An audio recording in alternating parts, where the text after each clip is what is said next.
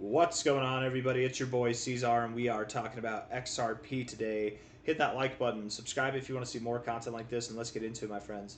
It is the 15th day of September, and here we are at about $3.02, just below there. We got about 6 days, 9.5 hours left in the week, actually, but it says 10 hours, but 6 days left in the week here. Pretty neutral start so far. I mean, we moved down a little bit, moved up a little bit. I like that we're coming back up from this low that we had today. It's nice to see. Let's look at the 1 hour time frame, and then we'll zoom out from there and just kind of go over what's to be expected. Okay, looking at this here on the 1 hour time frame. Hold on, guys. Oh, it's a rough morning for C-Zar. If we're looking at this here from a no, we don't want to take the high to low because we don't know if we have the low yet. We'll draw fibs, but maybe not with the fibs at first. Looking at the RSI, we do have bullish divergence, higher lows. Stochastics are coming up and out of the oversold zone.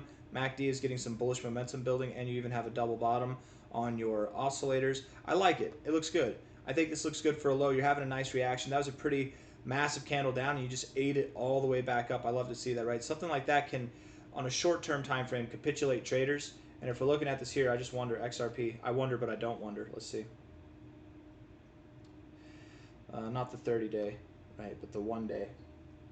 Yeah, there's more shorts than longs. More shorts than longs. Probably because people were convinced we're going to go lower, and that might have convinced a lot of people. And then what we did was we just moved down, or we moved up afterwards, right? Definitely a nice prospect there. If we're looking at this on the 4 hour time frame, now we can draw our fibs, okay? Low to high. The reason why I didn't draw the fib from the high to low, if you're wondering, is because I think it's too early to determine that is the low. But it's certainly looking like a low. That's for damn sure.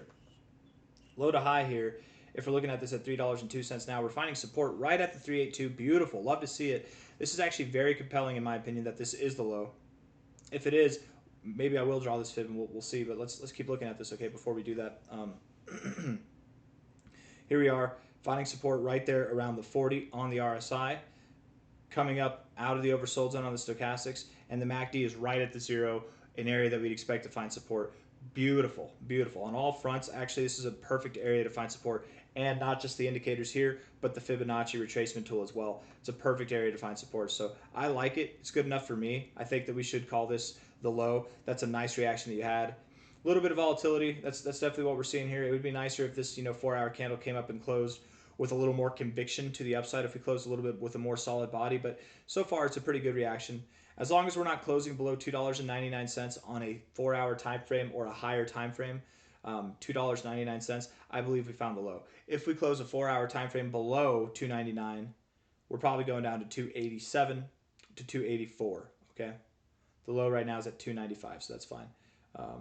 We were calling for this area to find support, but that was a little bit lower than expected, but that's okay. The reaction was awesome. It was definitely nice, so good to see. If we're looking at this on the daily time frame here, $3.01.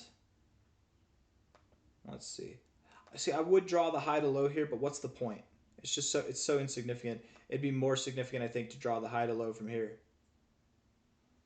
High to low. We look at the daily time frame. 0.5 near the 236, but you didn't quite get there. That's okay though. Some of these, they don't have to be, you don't have to strictly go to the 236. It's fine if you don't.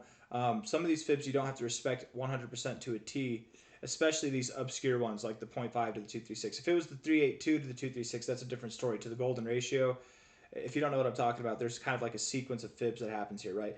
Oftentimes enough, you go from the 382 to the 236 and then up to the golden ratio. If it's like that, you want to find more respect, right? You can go a little bit below the 236, but you want to at least find support on it, okay? And you would expect to go to the golden ratio, not stop before it, okay, with this kind of configuration. If we're looking at the hold on, sorry, the 0.5 here to the 236, you don't necessarily need to find support at it because it's kind of an obscure thing. My daughter was chilling with me while I was making this video, so she got up. I don't know why she's getting up, but she decided to get up right in the middle of it there. And I don't want to show her face because there are some wacky weirdos out there, you guys. You know how it is. But you can see the top of her head at least. $3, and that's where we're at now. I wouldn't be surprised if that was the low. It would be nicer if we went to the 236 to provide more conviction, but I don't care. It's good enough, close enough is all I'm trying to say. Looking at this on the daily time frame, overbought, came down. MACD, we were bullish. The MACD looks really good, you guys. The daily MACD actually looks fierce right now, as long as we don't reject here, right? This is not a rejection, right? This is just a little turbulence, a little shaky on the way up here. That's all. It's looking good though. I think it's looking really good. You know, that's nice. If XRP looks bullish right here, and I think that XRP's found its low, Bitcoin's probably found its low as well, and it will continue to move up. Man, look at this monthly time frame. People think the bear market's in. We're about to get the highest monthly close in Bitcoin's history, right? You look at the prior bear markets whenever they started. You know, I guess here, to be completely fair, that was actually after we had the highest close in Bitcoin's history. So that's not a good example of what I was talking about. And we don't have any more history beyond that. But normally this is a signal that we're going to go higher, not lower. But that is definitely not a good testament to that, right? Subsequently, actually, if we're looking at this, look, highest close in Bitcoin's history, then we went lower. Highest close in Bitcoin's history, that was the top month, then we went lower, you know, more or less. Maybe we grew for a couple months and then we went lower. But that actually, that right there doesn't look so good, relatively speaking. But I do believe that closing the highest monthly close that we've had is going to be a powerful signal. And I think XRP breaking out to new all-time highs, Bitcoin breaking out to new all-time highs, Ethereum, Solana, all of them, it's going to be a very good time in the crypto markets. I think it's going to promote a lot of growth. Okay, I'm very confident that we are in this kind of spectacular phase of the market cycle right now. So don't get shaken out here. We have a lot higher prices to go. The primary target zone to consider for XRP would be about $4 to 440. Okay. After that, we look at 473 to 585. And then after that, man, we're basically home free to prices that are at $7 and beyond. You guys know that inevitably I believe that we're going to see prices above $13. $13 to $16 is kind of the expectation all the way up here. Doesn't mean that we have to get there, but that's the expectation by the end of this year, if not even by the end of October, right? You will probably find significance periodically at any and all of these points here. Maybe not every single point exactly, but in these areas you'll find significance, little moments where you shake out, you find momentary resistance, and then you continue to build. But that doesn't mean that you're stopping there, right? You're going to continue to grow all the way up to this $13 to $16 area. And if we're looking at this here, would it be this high to low? This high to low? Yeah, 1132 to 1637, something in that area there. Makes a lot of sense to me. If we take last cycle's high to low,